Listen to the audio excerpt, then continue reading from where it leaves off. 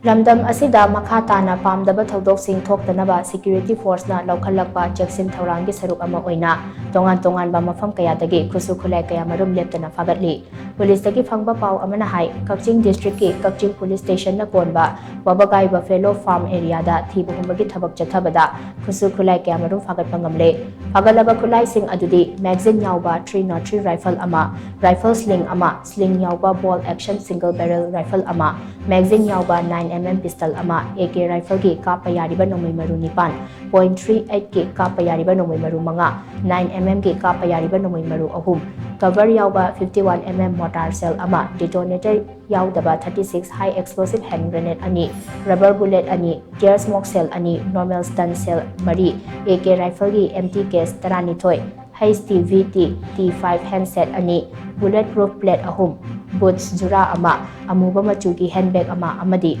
angauba machugi plastic bag amagani hairi nakal amaromda Imphal West District ki Lamsang Police Station na konba Laiden Kabi amasung Sanjinbam khulgi marakta leiba Khongnaubi Canal mapandagi khutsu Khutlai kaya Marum Phagatpa ngamle hairi Phagalaba Khutlai sing adudi magazine yauba AK rifle ama magazine yauba SLR nomai ama 9mm carbine machine gun ama magazine yauba pistol ama detonator yaudaba 36 high explosive hand grenade ani .380 gi nomai maru mari yauba amuba machugi plastic bag ama 7.62mm LMG nomai gi ahangba magazine ani SLR nomai gi ahangba magazine ani insert rifle gi defective oiraba ahangba magazine ama smoke hand grenade taru 38mm anti riot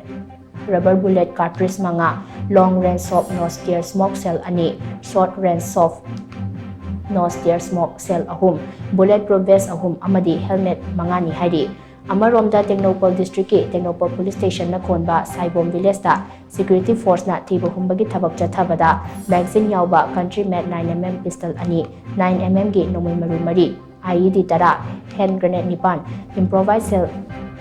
macha mari amadi improvised cell achauba mari phagatpa ngamle hairi Imphal East District ki Porongpat Police Station na konba Chingkhai Chinggi Chingkhongdagi su security force na khutsu Khutlai kaya Marum Phagatki Phagalaba Khutlai sing adudi magazine yauba SLR nomai ama 12 bore SBBL gun ani 7.65mm gi magazine yauba pistol ama detonator yaudaba high explosive 36 hand grenade ahum stun cell ani tear smoke cell mari 303 rifle gi kapa yariba maru tara 5.56mm gi kapa yariba